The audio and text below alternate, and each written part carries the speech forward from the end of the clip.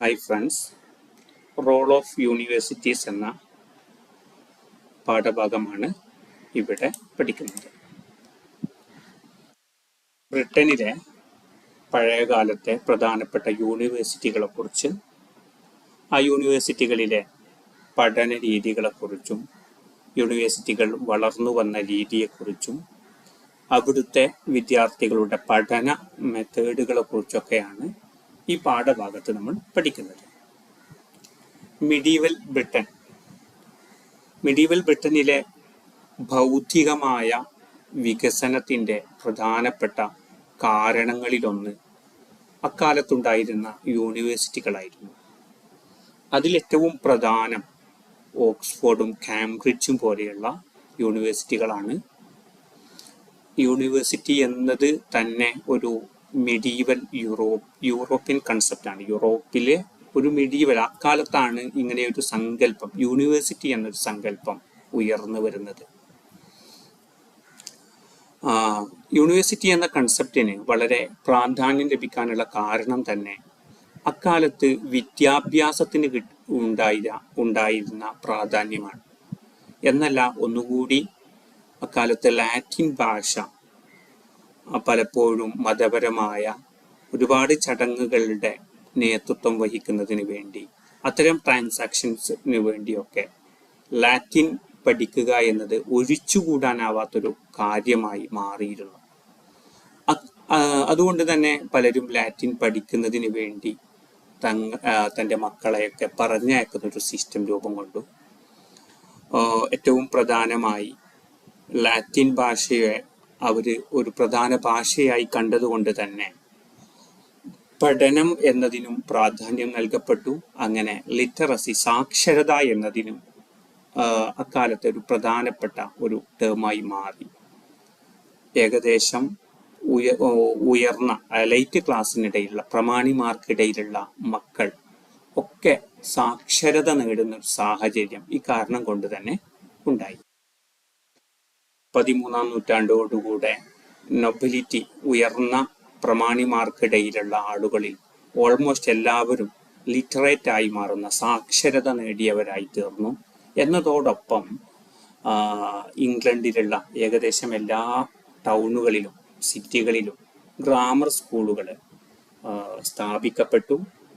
ഇത്തരം സ്കൂളുകളിൽ പലതും ക്രിസ്തീയ ചർച്ചുകളോട് അല്ലെങ്കിൽ ക്രിസ്തീയ മതനേതൃത്വത്തിന് കീഴിലായിട്ടായിരുന്നു അക്കാലത്ത് പ്രധാനപ്പെട്ട സ്കൂളുകളൊക്കെ ഉണ്ടായിരുന്നത്. അതിൻ്റെ അധികാരമൊക്കെ പലപ്പോഴും ബിഷപ്പുമാരുടെ കയ്യിലാണ് ഉണ്ടായിരുന്നത് എന്നുകൂടി മനസ്സിലാക്കണം.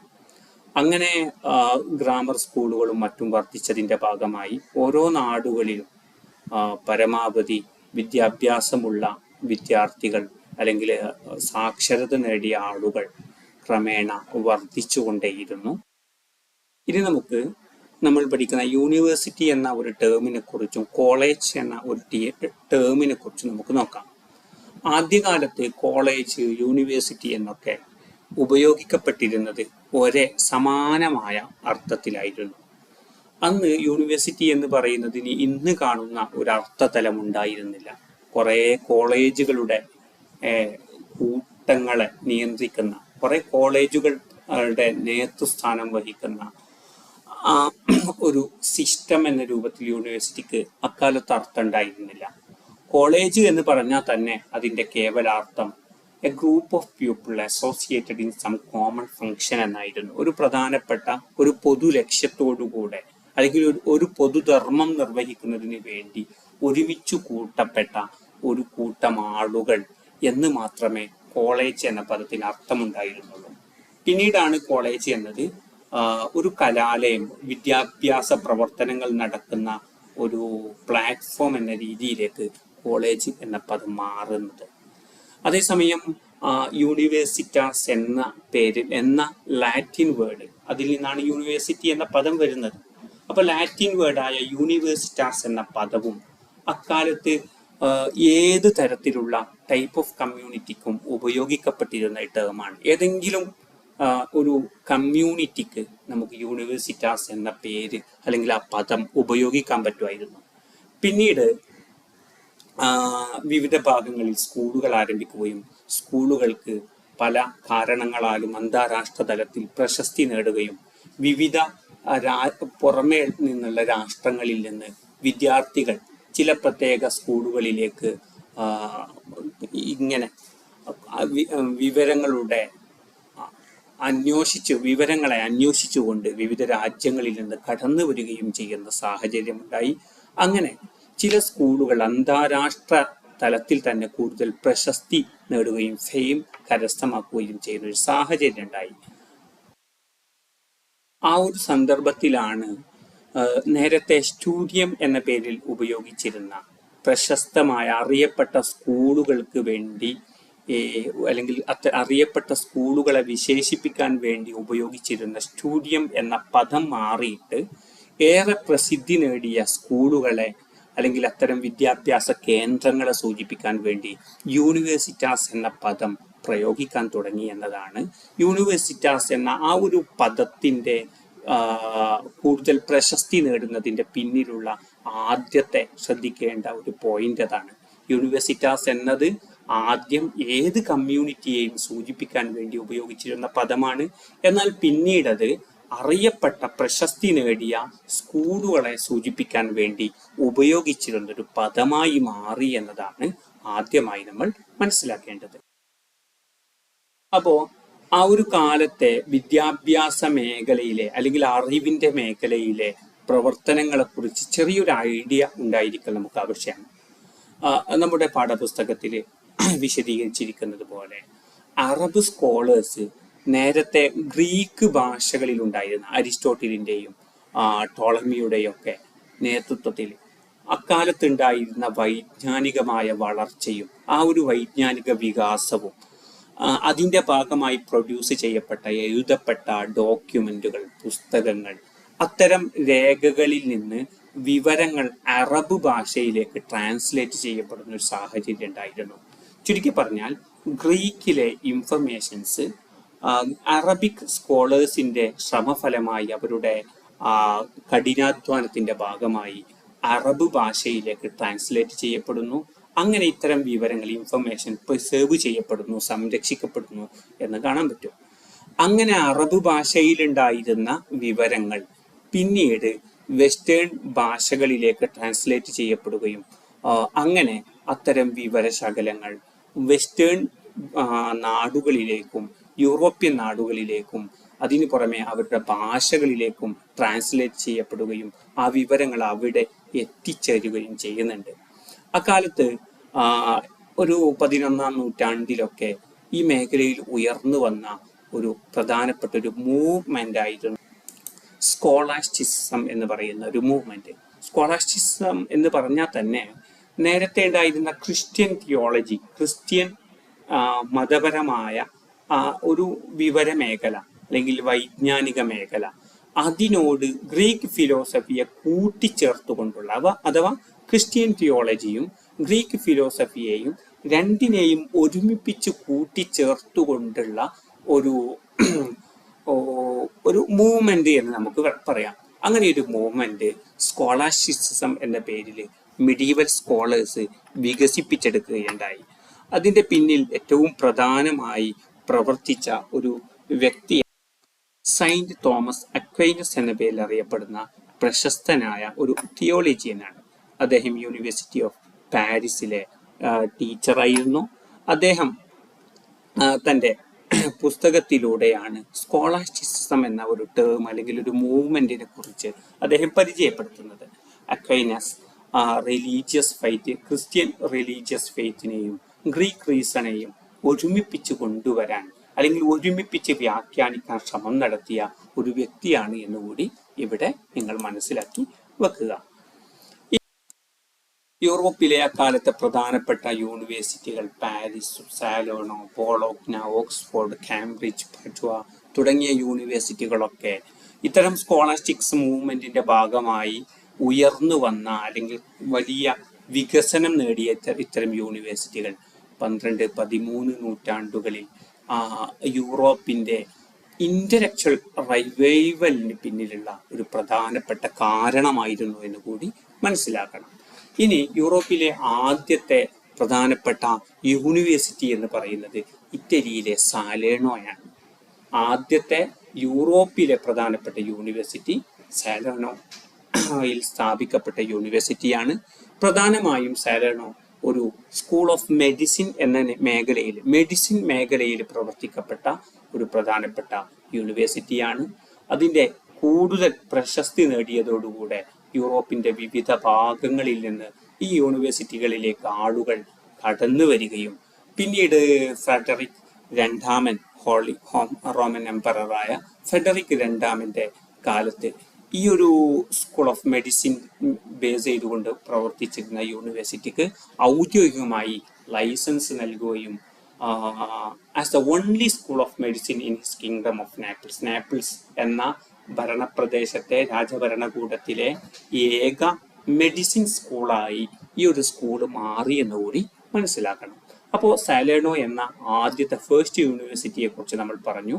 ഇനി യൂറോപ്പിലെ സെക്കൻഡ് യൂണിവേഴ്സിറ്റി ബോളോഗ്നയായിരുന്നു. ഇറ്റലിയിലെ ബോളോഗ്നയായിരുന്നു രണ്ടാമത്തെ പ്രധാനപ്പെട്ട യൂണിവേഴ്സിറ്റി എന്ന് പറയുന്നത്. ഈജിപ്തിലെ കെയ്റോയിൽ സ്ഥാപിക്കപ്പെട്ട അൽ അസ്ഹർ യൂണിവേഴ്സിറ്റിയുടെ ആ ഒരു ടൈം പീരീഡിലാണ് ഇറ്റലിയിലെ ബോളോഗ്ന യൂണിവേഴ്സിറ്റി ഉയർന്നു വരുന്നത് എന്നുകൂടി മനസ്സിലാക്കണം. ബോളോഗ്ന യൂണിവേഴ്സിറ്റിയിലെ പ്രധാനപ്പെട്ട ഒരു വിഷയം എന്ന് പറയുന്നത് കാനോണും സിവിൽ ലോ ഒക്കെ ആയിരുന്നു എന്നുകൂടി മനസ്സിലാക്കുക. അതുപോലെ വേറെയും ചില പ്രധാനപ്പെട്ട യൂണിവേഴ്സിറ്റികൾ 13th 15th സെഞ്ചുറികൾക്കിടയിൽ ഉയർന്നു വരികയുണ്ടായി. അത്തരം യൂണിവേഴ്സിറ്റികളുടെ ആ ഒരു പീരീഡും പേരും നമ്മൾ ഇവിടെ കൊടുത്തിട്ടുണ്ട്. അവ കൂടി ഒന്ന് നോട്ട് ചെയ്യുക. അപ്പോൾ യൂറോപ്പിലെ പ്രധാനപ്പെട്ട 2 യൂണിവേഴ്സിറ്റികളെ കുറിച്ച് നമ്മൾ അല്പം വിശദമായി പറഞ്ഞു. ഇനി the first university to arise in northern Europe was the University of Paris. ഇനി യൂണിവേഴ്സിറ്റി ഓഫ് പാരീസ് എന്ന പേരിൽ അറിയപ്പെടുന്ന യൂണിവേഴ്സിറ്റിയാണ് യൂറോപ്പിന്റെ നോർത്തേൺ ഭാഗത്ത് വടക്കു ഭാഗത്ത് സ്ഥാപിക്കപ്പെടുന്ന ആദ്യത്തെ യൂണിവേഴ്സിറ്റി. 1115 and 1117 കാലങ്ങൾക്കിടയിൽ സ്ഥാപിക്കപ്പെട്ട യൂണിവേഴ്സിറ്റിയാണ്. തിയോളജി ടീച്ചിങ്ങിൽ ഏറെ പ്രശസ്തി നേടിയ ഒരു യൂണിവേഴ്സിറ്റിയാണ്. നോർത്തേൺ യൂറോപ്പിലെ മറ്റു യൂണിവേഴ്സിറ്റികൾക്കൊരു മോഡലായി പ്രവർത്തിച്ച ഒരു യൂണിവേഴ്സിറ്റി കൂടിയാണ് യൂണിവേഴ്സിറ്റി ഓഫ് പാരീസ് എന്ന് കൂടി ഓർത്തുവെക്കുക. ഇനി നമ്മൾ ഓക്സ്ഫോർഡ് യൂണിവേഴ്സിറ്റിയെ കുറിച്ചാണ് പറയുന്നത്. ലോകത്തിലെ ഏറ്റവും പഴക്കമേറിയ യൂണിവേഴ്സിറ്റികളിലൊന്നാണ് ഓക്സ്ഫോർഡ് യൂണിവേഴ്സിറ്റി.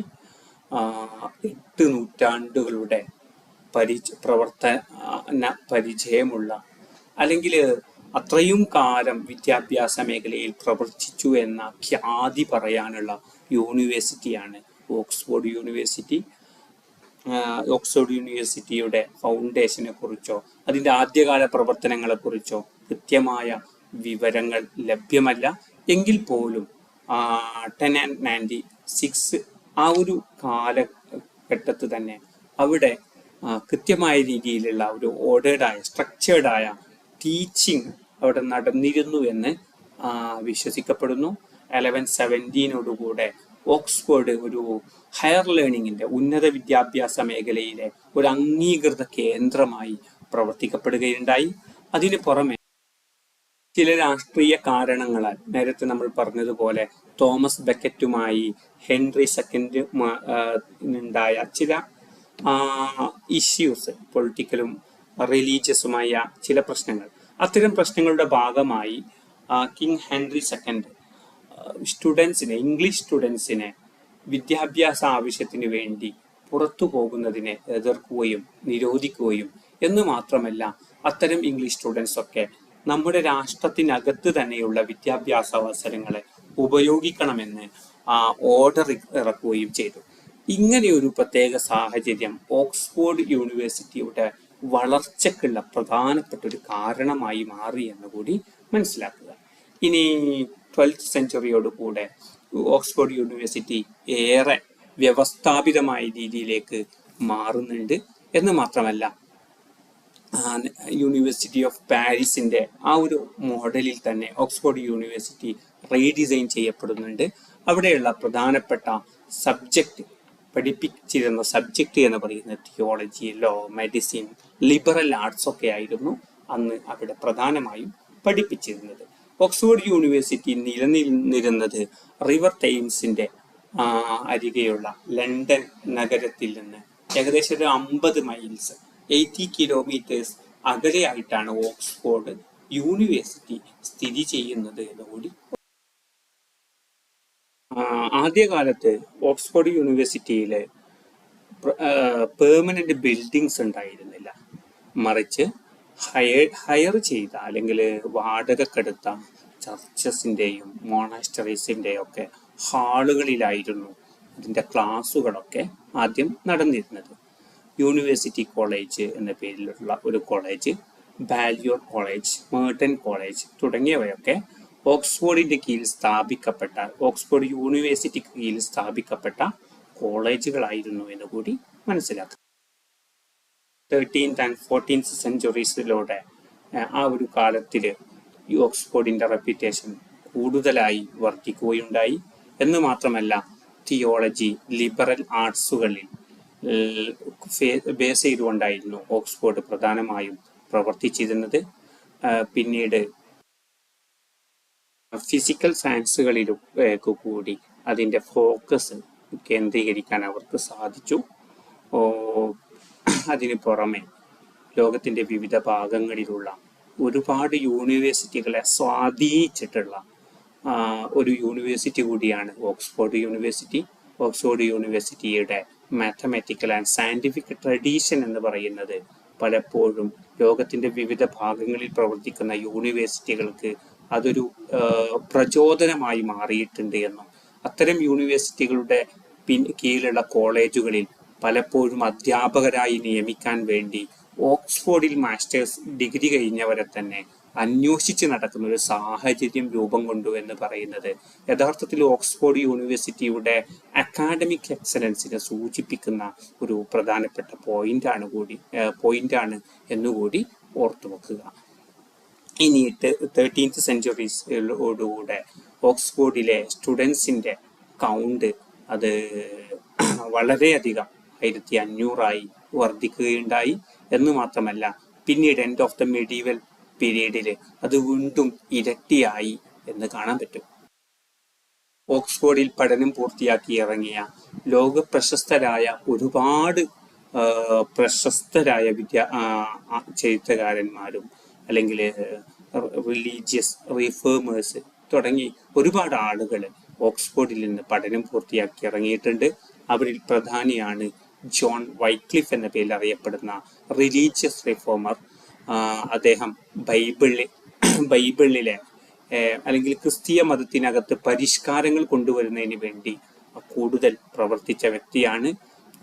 അതിനു പുറമെ ഡച്ച് ഹ്യൂമനിസ്റ്റായ എറാസ്മസും അതിനു പുറമെ William Grocyn, John Colet, sir Thomas More തുടങ്ങിയ പ്രഗത്ഭരായ വ്യക്തിത്വ വിവിധ മേഖലകളിൽ തൻ്റെതായ വ്യക്തി മുദ്ര പതിപ്പിച്ച പ്രഗത്ഭരായ ആളുകളൊക്കെ യൂണിവേഴ്സിറ്റിയുടെ ഖ്യാതി ലോകത്തിനു മുന്നിൽ വെളിപ്പെടുത്തിയ പ്രഗത്ഭ വ്യക്തിത്വങ്ങളാണ് എന്ന് ഓർക്കുക.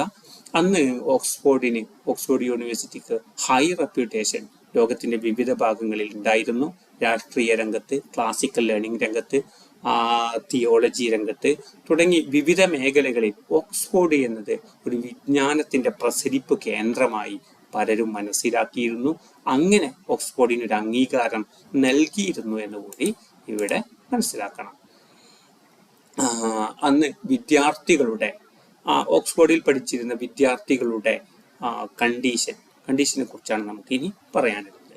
വിദ്യാർത്ഥികൾ പലരും സാമ്പത്തികമായി ഉയർന്ന കാറ്റഗറിയിലുള്ള ആളുകളുടെ മക്കൾ അവിടെ പഠിച്ചിരുന്നു. അതേസമയം ചാരിറ്റിയിലൂടെ മറ്റു പലരുടെയും സഹായത്തിലൂടെ വളരെ ദരിദ്ര വിഭാഗങ്ങളിൽ വരുന്ന വിദ്യാർത്ഥികളും അവിടെ പഠിച്ചിരുന്നു എന്ന് മനസ്സിലാക്കാൻ പറ്റും. അവിടെ ഉണ്ടായിരുന്ന വിദ്യാർത്ഥികൾക്ക് പലപ്പോഴും വീടുകൾക്കകത്ത് പാരൻസിൻ്റെ ഒക്കെ സമ്മർദ്ദങ്ങൾക്ക് വഴങ്ങി അല്ലെങ്കിൽ അവരുടെ നിയന്ത്രണങ്ങൾക്ക് വിധേയമായി വീടിനകത്ത് കഴിഞ്ഞുകൂടുന്ന ഒരു സാഹചര്യത്തിൽ നിന്ന് ഓടി രക്ഷപ്പെടാൻ വേണ്ടി മാത്രം കോളേജുകളിലേക്ക് സ്കൂളുകളിലേക്ക് വന്നിരുന്ന വിദ്യാർത്ഥികൾ അന്നുണ്ടായിരുന്നു. അങ്ങനെയുള്ള കാരണം കൊണ്ട് തന്നെ പലപ്പോഴും ക്യാമ്പസിനകത്ത് വയലൻസും ഡ്രിങ്കിങ്ങും ഒക്കെ പതിവായിരുന്നു എന്ന് കാണാൻ പറ്റും. എന്ന് മാത്രമല്ല വയലൻസും ഡ്രിങ്കിങ്ങും ഒക്കെ നടക്കുകയും അതിന്റെ ഭാഗമായി പലപ്പോഴും വലിയ വലിയ ആക്രമണങ്ങളും കൊലപാതകങ്ങളും ഒക്കെ നടക്കുന്ന സാഹചര്യങ്ങൾ വരെ ഉണ്ടായിട്ടുണ്ട്. അങ്ങനെ മർഡർ കേസുകൾ ഉണ്ടായാൽ വിദ്യാർത്ഥികൾ തന്നെ പിടിക്കപ്പെടുകയും അതിന് ജയിലിലടക്കപ്പെടുകയും ഒക്കെ ചെയ്യുന്ന സാഹചര്യങ്ങൾ ഉണ്ടായിട്ടുണ്ട്.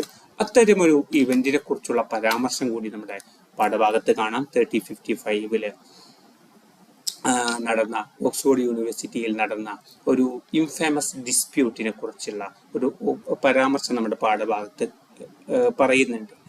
ഒരു അമ്പും വില്ലുമായി വിദ്യാർത്ഥികളും അല്ലെങ്കിൽ അവിടെ പഠിക്കുന്ന സ്കോളേഴ്സും ടൗൺസ്മാനും തമ്മിൽ നടന്ന ഒരു കലഹം, ഒരു പ്രശ്നം, അത് പിന്നീട് ഒരുപാട് വിദ്യാർത്ഥികൾ, യൂണിവേഴ്സിറ്റിയിൽ പഠിക്കുന്ന നിരവധി വിദ്യാർത്ഥികളുടെ മരണത്തിന് കാരണമാവുകയും അങ്ങനെ രാജാവ് അവിടെ ഉണ്ടായിരുന്ന ടൗൺസ് പീപ്പിളിനെ പണിഷ് ചെയ്യുകയും ചെയ്യുന്ന ഒരു സാഹചര്യം. നഗരത്തിന്റെ നിയന്ത്രണം രാജാവ് ഇടപെട്ട് യൂണിവേഴ്സിറ്റിക്ക് കൈമാറുന്ന സാഹചര്യങ്ങൾ കൂടി 3055 ഉണ്ടായിട്ടുണ്ട്. അഥവാ ഒരു യൂണിവേഴ്സിറ്റിക്കകത്തുള്ള വിദ്യാർത്ഥികളുടെ ജീവിതം കേവലം പഠന മേഖലയിൽ മാത്രം ഫോക്കസ് ചെയ്തുകൊണ്ടുള്ള പ്രവർത്തനമായിരുന്നില്ല എന്ന് പറയാൻ വേണ്ടിയാണ് ഇത്രയും വിശദീകരിച്ചത്.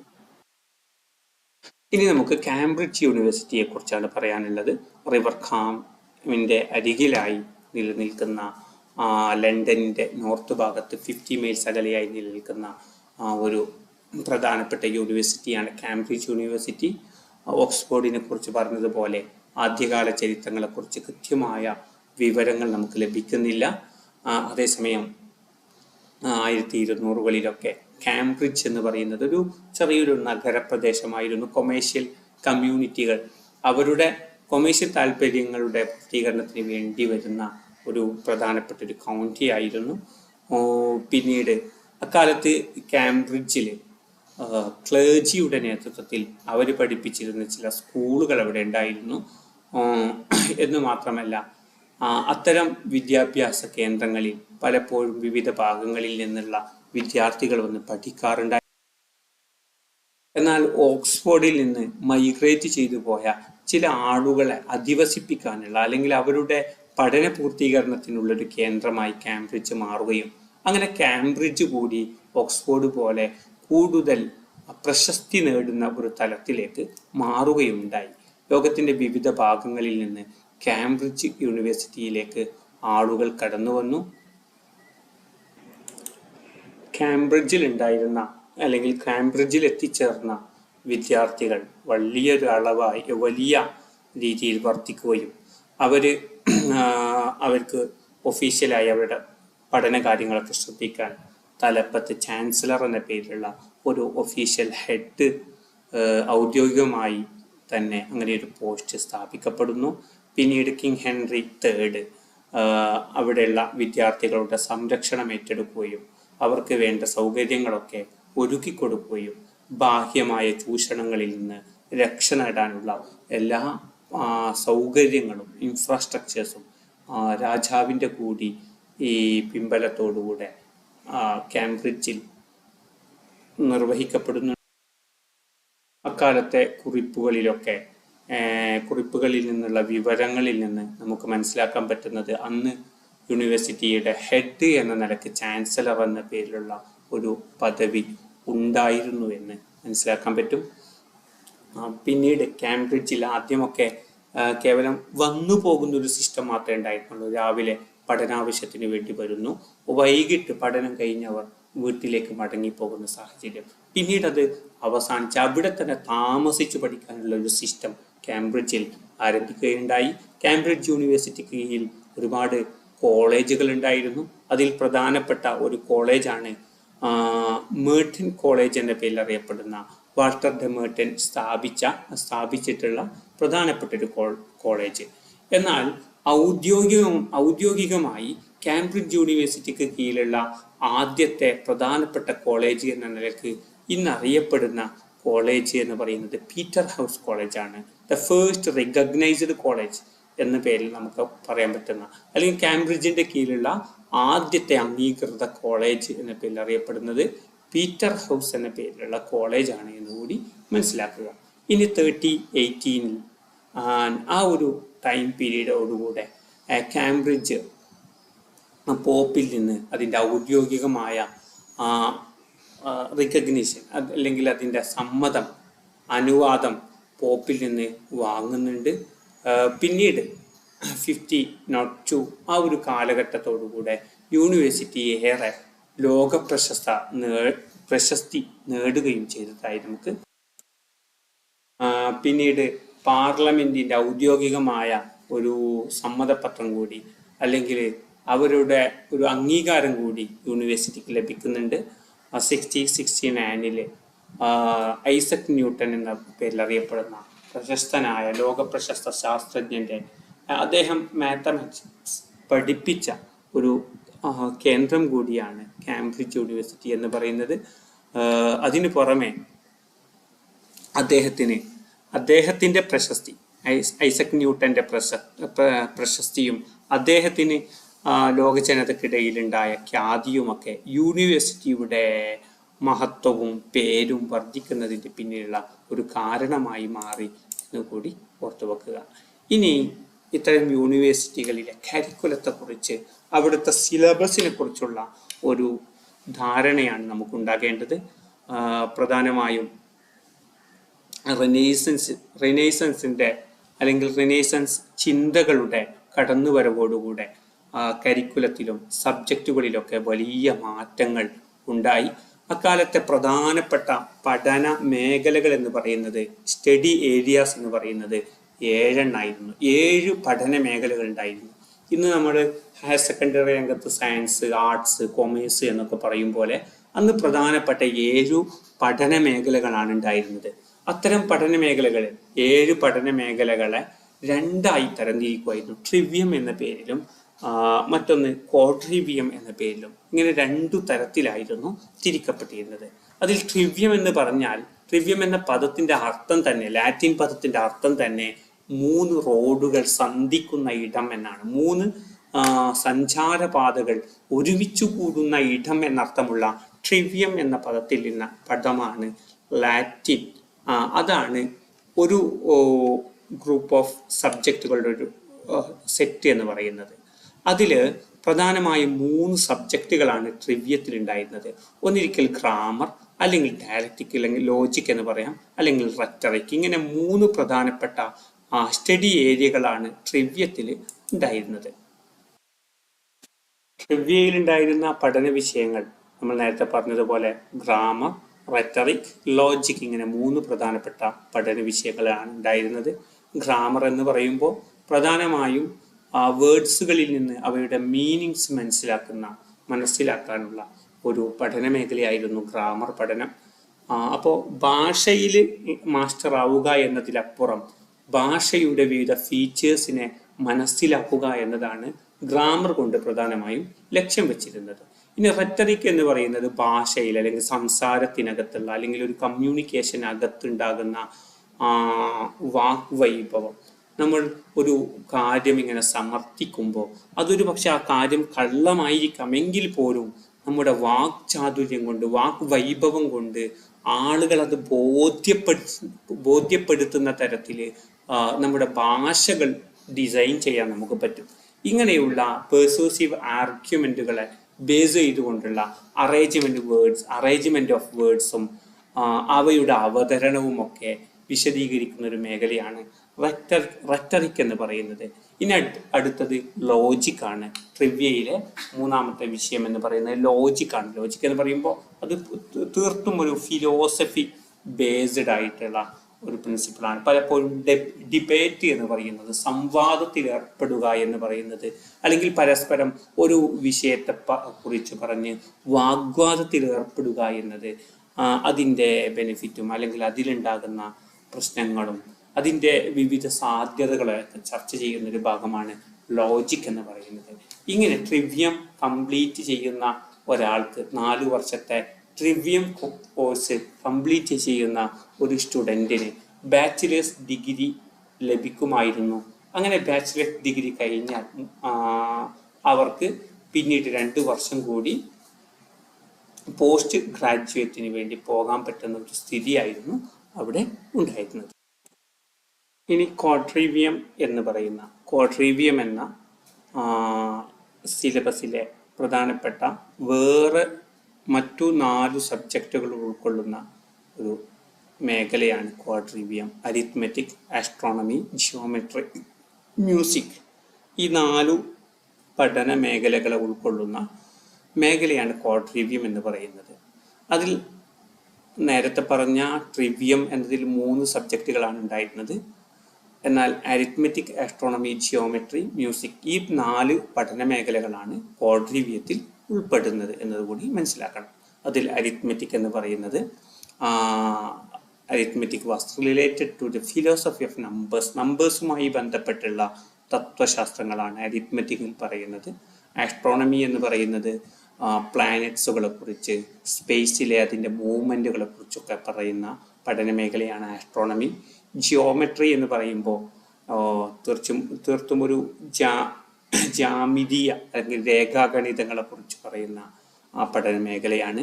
മ്യൂസിക് എന്ന് പറയുന്നത് പ്യുവർലി എസ്തെറ്റിക്കുമായി ബന്ധപ്പെട്ട അല്ലെങ്കിൽ സ്പിരിച്വൽ പേഴ്സണൽ റീസൺസുമായി ബന്ധപ്പെട്ട് നിൽക്കുന്ന പഠന മേഖലയാണ് മ്യൂസിക് എന്ന് പറയുന്നത്. അപ്പോൾ ഈ പ്രധാനപ്പെട്ട 4 മേഖലകൾ ഉൾക്കൊള്ളുന്ന പഠനമാണ് ക്വാഡ്രീവിയത്തിൻ്റെ സബ്ജക്റ്റ് ഏരിയാസ്, ക്വാഡ്രീവിയത്തിൽ ഉൾക്കൊള്ളുന്ന സബ്ജക്റ്റ് ഏരിയാസ് എന്ന് പറയും. ഇനി അക്കാലത്തെ സ്റ്റുഡൻസിൻ്റെ ലൈഫ്, യൂണിവേഴ്സിറ്റിക്കകത്തുള്ള വിദ്യാർത്ഥി ജീവിതത്തെക്കുറിച്ച് നോക്കുകയാണെങ്കിൽ, students attending university classes often strive to have an atmosphere of freedom from parental and social control. പലപ്പോഴും പാരൻ്റൽ കൺട്രോളിൽ നിന്ന് രക്ഷപ്പെടാൻ വേണ്ടി കടന്നു വരുന്ന വിദ്യാർത്ഥികൾ അവിടെ ഉണ്ടായിരുന്നു. അതുകൊണ്ട് തന്നെ അവർക്കിടയിൽ മോശമായ ഡ്രിങ്കിങ് പോലുള്ള റൗഡി ബിഹേവിയർ പോലുള്ള പെരുമാറ്റങ്ങൾ അവിടെ കണ്ടിരുന്നു. അത് പലപ്പോഴും യൂണിവേഴ്സിറ്റിക്ക് ചില ബാഡ് റെപ്യൂട്ടേഷൻ കൊടുക്കുന്നതിന് ഉണ്ടാകുന്നതിന് കാരണമായിട്ടുണ്ട്. മ്യൂസിക്കും ചെസ്സും ഗാംബ്ലിങ്ങും ഒക്കെ അവിടെ ധാരാളമായി കാണാൻ പറ്റുമായിരുന്നു, അനുവദിക്കപ്പെട്ടിരുന്നു എന്നത് മറ്റൊരു കാര്യമാണ്. റിലീജിയസ് ഹോളിഡേയ്സ്, റെഗുലർ ക്ലാസ്സുകൾക്ക് അവധി കൊടുത്തിരുന്നു. റിലീജിയസ് ഹോളിഡേയ്സുകളെ ഔദ്യോഗികമായ അവധി ദിനങ്ങളായി പ്രഖ്യാപിച്ച് അന്ന് ക്ലാസ്സുകൾ ഉണ്ടായിരുന്നില്ല എന്നതാണ് മറ്റൊരു പ്രധാനപ്പെട്ട കാര്യം. വിദ്യാർത്ഥികൾക്ക് താമസ സൗകര്യം, മിനിമം ഫെസിലിറ്റീസ് ഓക്സ്ഫോർഡ് യൂണിവേഴ്സിറ്റികളിലൊക്കെ നൽകിയിരുന്നു എന്ന് കൂടി മനസ്സിലാക്കണം. പലപ്പോഴും വിദ്യാർത്ഥികൾക്ക് അവരുടെ കയ്യിൽ പണമില്ലാത്ത സന്ദർഭങ്ങളിൽ കോളേജ് ലൈഫൊക്കെ ഒന്ന് എൻജോയ് ചെയ്യുന്നതിന് വേണ്ടി പാരൻസിനെ മണിക്ക് വേണ്ടി അവിടെ ശല്യം ചെയ്യുന്ന സാഹചര്യങ്ങൾ ഉണ്ടായിരുന്നു. യൂണിവേഴ്സിറ്റികളിൽ പോകുന്നതിന് മുമ്പ് ഇത്തരം വിദ്യാർത്ഥികൾ ചർച്ചുകളിൽ നിന്ന്, ലോക്കൽ ചേർച്ചസുകളിൽ നിന്ന് ലഭിച്ചിരുന്ന പ്രൈമറി എഡ്യൂക്കേഷൻ പൂർത്തിയായവർക്ക് മാത്രമേ യൂണിവേഴ്സിറ്റികളിൽ പ്രവേശനം ലഭിച്ചിരുന്നുള്ളൂ. പലപ്പോഴും ഇങ്ങനെ പ്രൈമറി എഡ്യൂക്കേഷൻ ലെവൽ പൂർത്തീകരിച്ചിരിക്കുന്നത് ആൺകുട്ടികളായിരുന്നു. കാരണം സ്ത്രീകൾക്ക് ആൺകുട്ടികൾക്ക് ലഭിച്ചിരുന്ന അതേ രീതിയിലുള്ള വിദ്യാഭ്യാസ അവസരങ്ങൾ അക്കാലത്ത് നൽകപ്പെട്ടിരുന്നില്ല. അതേസമയം ഉയർന്ന ഫാമിലിയിൽപ്പെട്ട കുടുംബാംഗങ്ങളിൽപ്പെട്ട പെൺകുട്ടികളൊക്കെ പ്രൈവറ്റ് ട്യൂട്ടേഴ്സിനെ വെച്ച് അവർ വിദ്യാഭ്യാസ അവസരങ്ങൾ ക്രിയേറ്റ് ചെയ്ത് അവരുടെ കുടുംബത്തിൽപ്പെട്ട പെൺകുട്ടികൾക്ക് പഠിക്കാനുള്ള അവസരങ്ങൾ നൽകിയിരുന്നു എന്ന് കാണാൻ പറ്റും. അക്കാലത്തെ പല പെൺകുട്ടികളും വളരെ സ്ട്രഗിൾ ചെയ്തുകൊണ്ടായിരുന്നു പഠന മേഖലയിലേക്ക് കടന്നു വന്നിരുന്നത്. സോഷ്യൽ അഡ്വാൻസ്മെന്റിനുള്ള ഒരു പ്രധാനപ്പെട്ട ഒരു അഡ്വാൻറ്റേജായി യൂണിവേഴ്സിറ്റി എഡ്യൂക്കേഷനെ കണ്ടിരുന്നു. യൂണിവേഴ്സിറ്റി എഡ്യൂക്കേഷൻ ലഭിച്ചവരാണ് എന്നുണ്ടെങ്കിൽ അവർക്ക് സമൂഹത്തിൽ ഒരു പ്രത്യേക വിലയും ഒരു സ്റ്റാറ്റസുമൊക്കെ അന്ന് സമൂഹത്തിനിടയിൽ ലഭിച്ചിരുന്നു എന്ന് കാണാൻ പറ്റും. എന്ന് മാത്രമല്ല, മതമേലധ്യക്ഷന്മാർ തിരഞ്ഞെടുക്കുന്നിടത്ത് അല്ലെങ്കിൽ മതമേഖലയിലെ വിവിധ ഓഫീസേഴ്സിന് തിരഞ്ഞെടുക്കുന്നിടത്തൊക്കെ യൂണിവേഴ്സിറ്റി ഡിഗ്രി നേടിയവർക്ക് പ്രാധാന്യം കൽപ്പിക്കപ്പെട്ടിരുന്നു. അതുകൊണ്ട് തന്നെ പലരും തങ്ങളുടെ മക്കളെ എങ്ങനെയെങ്കിലും ഒരു യൂണിവേഴ്സിറ്റി ഡിഗ്രി നേടിക്കൊടുക്കണമെന്നൊരു താല്പര്യം ഉണ്ടായിരുന്നു. യൂണിവേഴ്സിറ്റികളുടെ ഭാഗമായിട്ടുണ്ടായ മറ്റൊരു പ്രധാനപ്പെട്ട റിസൾട്ട് എന്ന് പറയുന്നത് പലപ്പോഴും ഒരു റീഡിംഗ് പബ്ലിക്കിനെ ക്രിയേറ്റ് ചെയ്യാൻ സാധിച്ചു എന്നതാണ്. വായന താല്പര്യമുള്ള വലിയൊരു സമൂഹം ഉണ്ടായി എന്നത് പ്രധാനപ്പെട്ടൊരു കാര്യമാണ്. അതിൻ്റെ ഭാഗമായി വായന താല്പര്യമുള്ളവരുണ്ടാകുമ്പോൾ സ്വാഭാവികമായും ട്രേഡിംഗ് ഓഫ് ദ ബുക്സ് എന്നത് വളരെ പ്രധാനപ്പെട്ട ഒരു ബിസിനസ് മാർഗമായി മാറുന്നതായി കാണാൻ പറ്റും. വ്യാപകമായി പുസ്തകങ്ങൾ അടിച്ചിറക്കപ്പെടുന്ന സാഹചര്യങ്ങളുണ്ടായി. പുസ്തകങ്ങളുടെ വ്യാപാരം ഒരു പ്രധാനപ്പെട്ട മേഖലയായി മാറി എന്ന് മാത്രമല്ല, ചർച്ചുകൾ പലപ്പോഴും അക്കാഡമിക് ടെക്സ്റ്റും റെഫറൻസ് വർക്ക്സുകളൊക്കെ പബ്ലിഷ് ചെയ്തിരുന്നില്ല. മറിച്ച് ചർച്ചുകളിൽ നിന്ന് റിലീജിയസ് കോണ്ടന്റുകൾ മാത്രമേ അല്ലെങ്കിൽ റിലീജിയസ് റിലേറ്റഡ് പുസ്തകങ്ങൾ മാത്രമേ പ്രസിദ്ധീകരിച്ചിരുന്നുള്ളൂ. അതിന് പകരമായി വിവിധ പബ്ലിഷിംഗ് ബ്യൂറോകളിൽ നിന്ന് സെക്യുലർ അക്കാഡമിക് ടെക്സ്റ്റുകൾ, റെഫറൻസ് വർക്ക്സുകളൊക്കെ പബ്ലിഷ് ചെയ്യപ്പെട്ടു. ഇങ്ങനെ ഭൗതികമായ വികസനത്തിൻ്റെ അല്ലെങ്കിൽ ഇൻ്റലിജൻസ് അല്ലെങ്കിൽ ഇൻ്റലക്ച്വൽ ആയിട്ടുള്ള ദൈക്ഷണികമായ ഒരു മുന്നേറ്റത്തിൻ്റെ അടയാളമായി ഓക്സ്ഫോർഡും കാംബ്രിഡ്ജും പോലെയുള്ള യൂണിവേഴ്സിറ്റികൾ മാറി എന്നുകൂടി മനസ്സിലാക്കി. അപ്പോൾ ഇത്രയും വിഷയങ്ങളാണ് ഈ പാഠഭാഗത്ത് നമുക്ക് പഠിക്കാനുള്ളത്. Thank you.